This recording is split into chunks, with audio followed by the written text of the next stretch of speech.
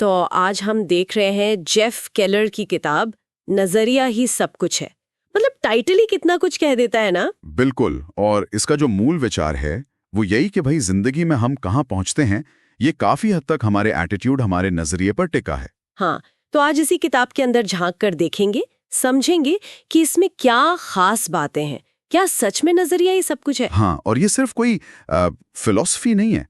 किताब का तर्क है कि हमारा जो सोचने का ढंग है वो सीधे हमारे नतीजों पर असर डालता है। मतलब अगर सोच नेगेटिव से पॉजिटिव हो जाए तो काम करने का तरीका और हाँ उसके परिणाम भी बदल सकते हैं, ये किताब का दावा है। अच्छा, किताब को ना 3 हिस्सों में बांटा गया है समझने के लिए।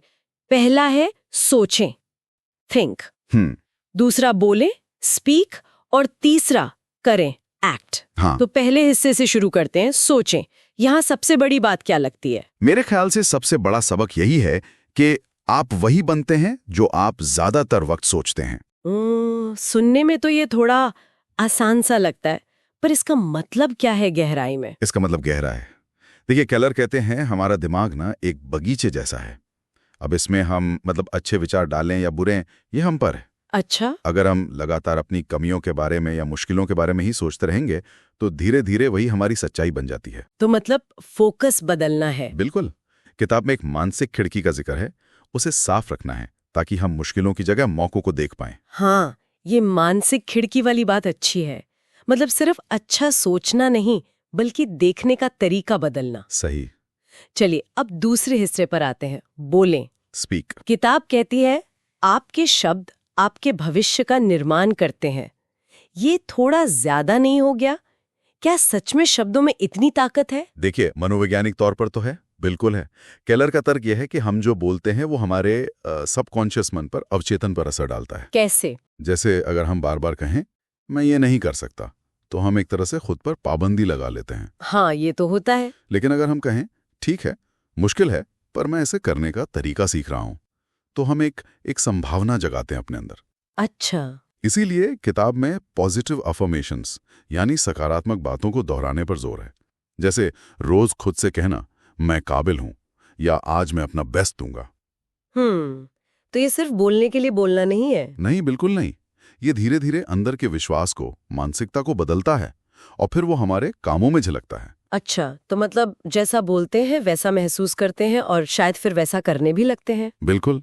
और यहीं से हम तीसरे हिस्से पर आते हैं, करें, एक्ट। क्योंकि सिर्फ सोचना और बोलना तो काफी नहीं है ना? सही कहा। सोचना और बोलना तो बस शुरुआत है, नींव है।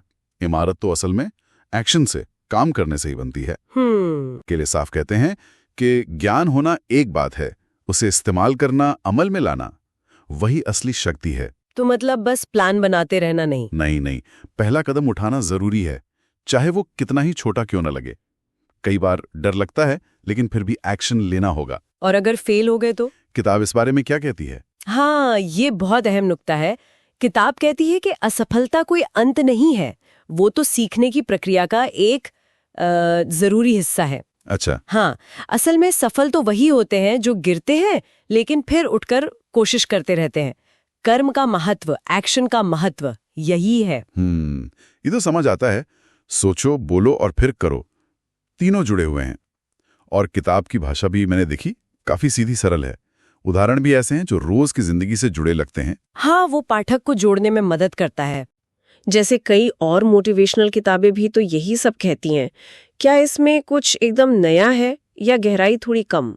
देखिए, ये बात तो सही है। सकारात्मक सोच, शब्दों की ताकत, एक्शन का महत्व, ये सिद्धांत तो कई सेल्फ हेल्प किताबों में मिलते हैं। हाँ।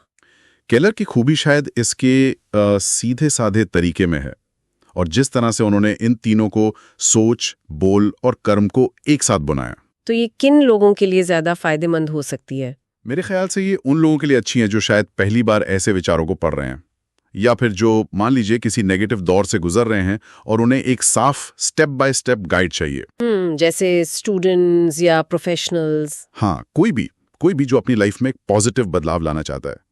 ये किताब बहुत गहरी फिलॉसफी में नहीं जाती, पर प्रैक्टिकल ज्यादा है। अच्छा, तो ये एक प्रैक्टिकल गाइड ज्यादा है। हाँ, कह सकते हैं।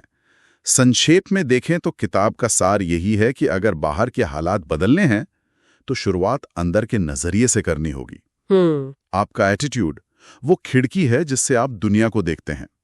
अगर खिड़की ही मैली होगी तो बाहर सब धुंधला दिखेगा, उसे साफ करना होगा। सही बात।